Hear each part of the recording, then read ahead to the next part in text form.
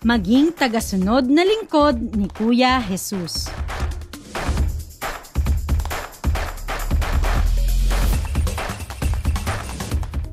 Ang mabuting balita ng Panginoon ayon kay San Marcos.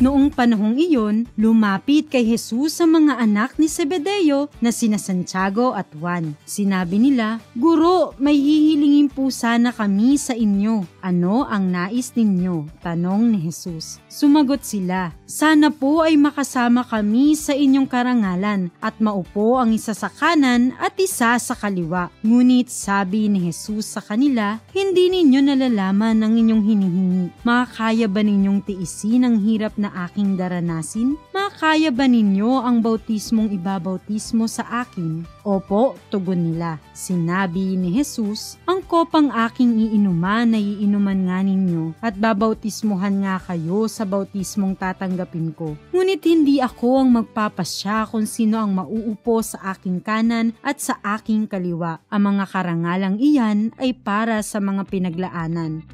Nang malaman ito ng 10 alagad, nagalit sila sa magkapatid. Kaya't pinalapit sila ni Jesus at sinabi, "Alam ninyo na ang mga itinuturing na pinuno ng mga hentil ay namumuno bilang mga Panginoon sa kanila at ang kagustuhan ng mga nasa kapangyarihan ang siyang nasusunod. Ngunit hindi ganyan ang dapat umiral sa inyo. Sa halip, ang sino man sa inyo na nais maging dakila ay dapat maging lingkod ninyo at ang sino mang nais maging pinuno ay dapat maging alipin ng lahat. Sapagkat ang anak ng tao ay naparito hindi upang paglingkuran, kundi upang maglingkod at upang mag-alay ng kanyang buhay para sa ikatutubos ng marami."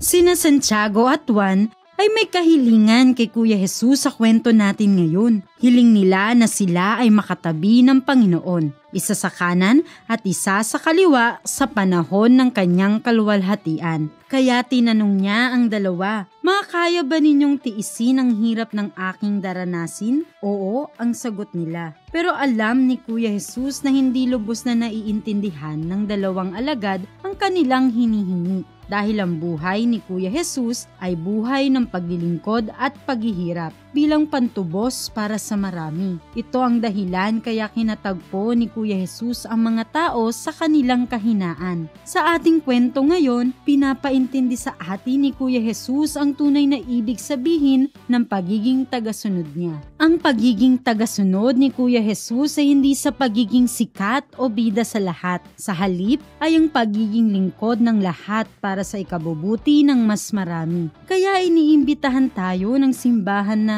lumakad sa daang tinahak mismo ni Kristo, isang daan ng kahirapan at pagsunod, ng paglilingkod at pag-aalay ng sarili hanggang sa kamatayan. Ibig sabihin, iniimbitahan tayo na gayahin natin si Kuya Jesus na tumulong sa kapwa na hindi naghihintay ng anumang kapalit na papuri o material na bagay. Gumawa ng mabuti hindi para purihin o pasalamatan ng marami, kundi para sa ikabubuti ng mga kapwa nating nangangailangan. Kaya ang pagiging tagasunod ni Kuya Jesus ay paglimot sa sarili nating kagustuhan. Ito ang ibig sabihin ng pag-aalay ng sarili hanggang kamatayan. Kinakalimutan natin ang kagustuhan nating maging sikat, ang sinusunod ng lahat at pinaglilingkuran ng lahat. Sabi nga ni Kuya Jesus, "Ang sino man sa inyo na nais maging dakila ay dapat maging lingkod ninyo, at ang sino mang nais maging pinuno ay dapat maging alipin ng lahat."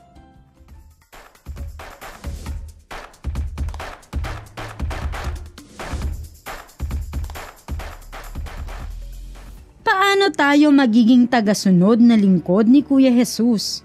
Una, magkaroon tayo ng paggalang sa ating kapwa. Kung anong ayaw natin ay huwag nating gawin sa iba. At ikalawa, sikapin na magkaroon tayo ng kakayanan na makita at madama ang damdamin at pangangailangan ng ating kapwa. Ibig sabihin, hindi na kailangan na humingi pa ng tulong ang sinumang nangangailangan. Mayroon na tayong kusa para tumulong at dumamay.